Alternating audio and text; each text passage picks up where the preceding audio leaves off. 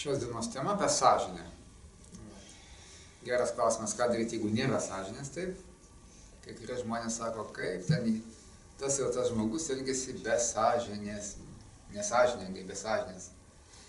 Arba jeigu jie turėtų sąžinę, taip, jeigu jie turėtų sąžinę, kaip? Jo, jeigu valdžios atstovai turėtų sąžinę. Arba jeigu ten tie ir tie turėtų sąžinę. Kaip jie gali elgtis, kaip bebūtų be sąžinės? Turėjo sąžinę. Tik tai štai klausimas, kai žmonės sako, jeigu jie turėtų sąžinę, aš dažnai paklausiau, kurią? O ką sako? Negi pas žmogui yra ne viena sąžinė, taigi viena sąžinė.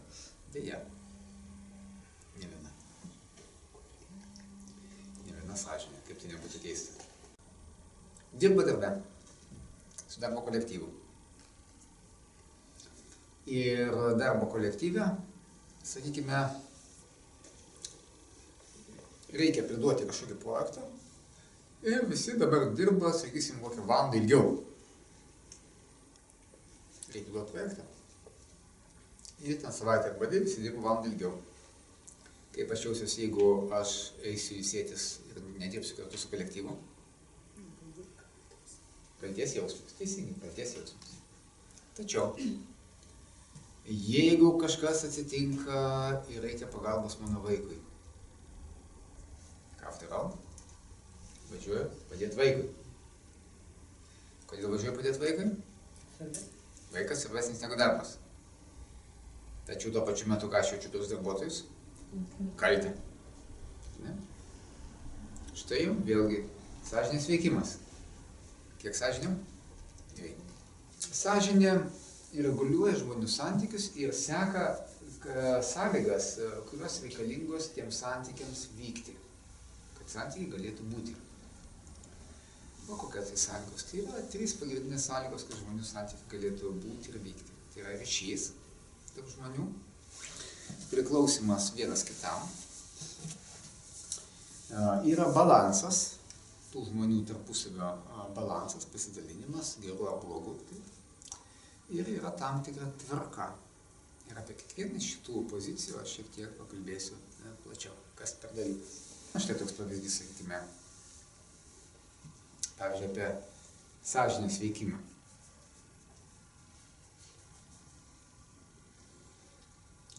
Gyvena vyras su moteriu. Tai moteriai čia jau yra antra partnerystė. Anksčiau jinai išsiskyrė su savo vyru.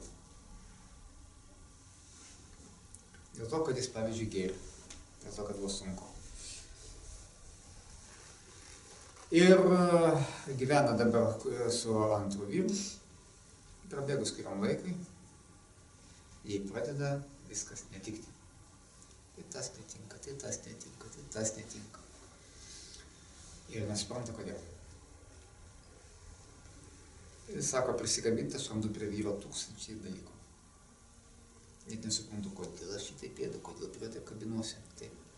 Arba jinai pradeda užsidarinėti, sako, ne, kabintis aš nesikabinu, bet aš pati atsirboju. Ir, sakykime, pasižiūrėjus šiek tiek giliau į tą vidinį pasaulį, tam kitokiuose atvejuose dažnai pasimato, kad ten viduje jinai yra vis dar žmona pirmojo vyro. Jinai pabėgo, bet neišsiskyrė. Atsitraukė, kad būtų lengviau, nes buvo sunku dėl konflikto, bet jinai nesiskyrė. Neatsidalino, nesiskyrė. Ir tada jau sąžinė sako, ką tu nori turėti šiltus artimus santykius su antru vyru. Taigi priklausai pirmąją. Jis tavo vyras. Taigi, ir tada jinai griauna savo antrus santykius. Iš ištikimybės, kam? Pirmiausia. Ir štai kalbant apie aukojimąsi, sakykime, mažų šeimos narių dažnai, dėl to, ko reikia šeimai, ko reikia sistemai, mes kartais galime matyti tokius dalykus, kad mažieji gali aukotis netgi labai stipriai. Štai kaip ir vienas toks pavyzdys. Pavyzdžiui,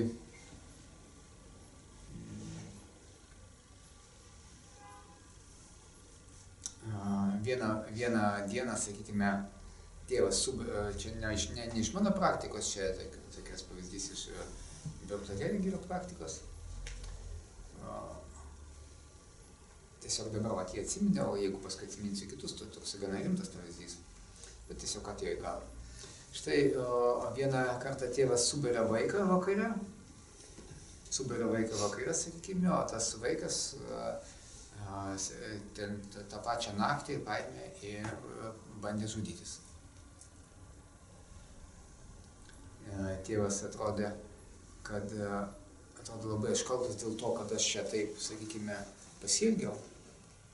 Tačiau vėliau dirbant su juo terapiškai, taip, išlindo į paviršių tai, kad prieš kurį laiką, ten kelias savaitės prieš, tiesiog toj šeimoje motina pasakė, kad mes laukiamės dar vieno vaiko, taip.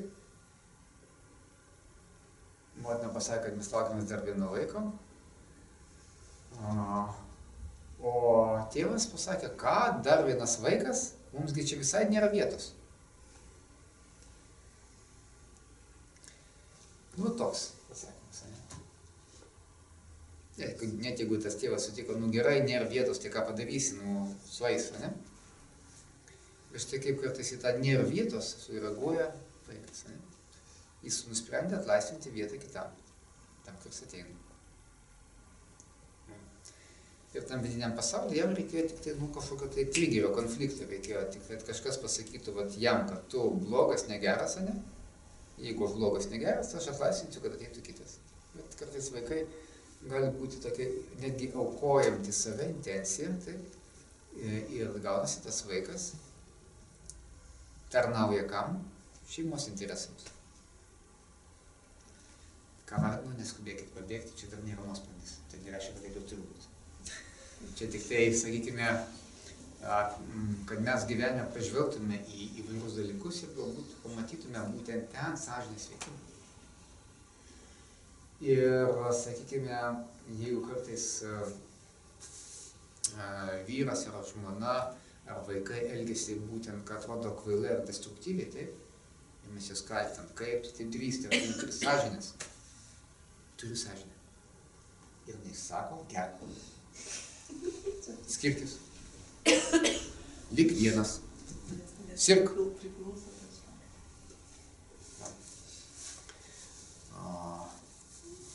Aš tai vadinu tam tikrą,